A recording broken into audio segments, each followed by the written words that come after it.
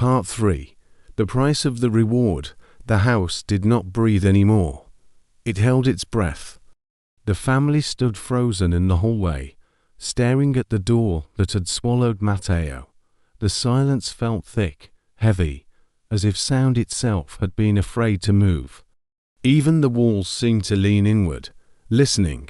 Mrs. Alvarez knelt on the floor, her hands trembling against the cold tiles. She called Matteo's name once, twice, then stopped.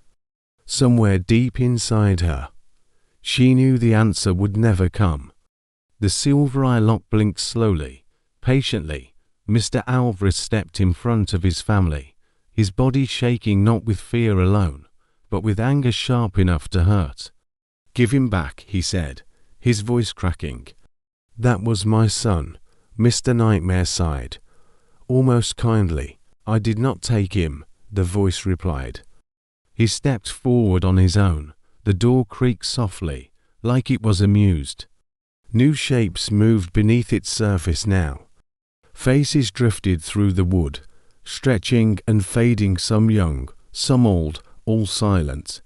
Sophia recognized fear in their eyes, the same fear she felt burning in her chest. "How many?" she whispered.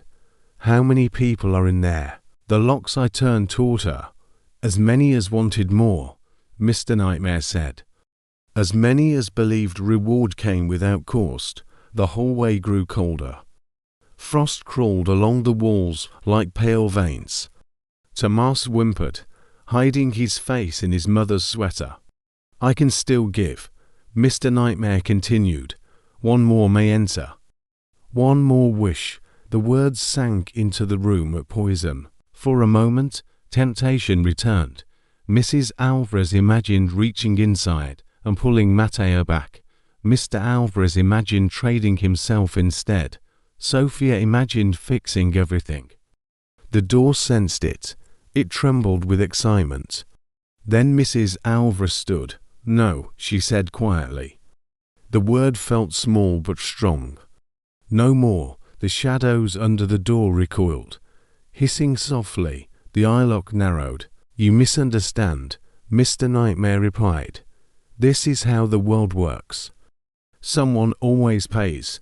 Mrs. Alvarez held her children close. Her voice shook, but it did not break. "Then take nothing else." The house groaned. The lights flickered wildly. The door began to crack, not outward, but inward, like something was angry on the other side. Mr. Alvarez looked around and saw the truth clearly for the first time. The door was not powerful on its own. It fed on choice, on desire, on greed. He grabbed the heavy toolbox from the closet. His hands trembled as he lifted the hammer. "You only exist because people listen to you," he said. "Tonight, we stop listening." Mr. Nightmare laughed a sharp, broken sound. "Brave words," he said. "But regret will follow you forever." "Maybe," Mr. Alvarez replied. "But not you." He struck the door. The sound was deafening. The silver eye screamed as cracks split across the wood. Black smoke poured out, filled with voices crying out in rage and fear. The hallway shook violently. The walls bled shadows. Sophia covered Tomas's eyes. Mr. Nightmare's voice changed, no longer calm, no longer kind. It shrieked as the door shattered, collapsing inward like it was being swallowed by itself. Then silence. The hallway stood empty. No door, no lock, only cold air slowly warming. The house exhaled. Matteo never came back. The loss never faded, but the nightmare did.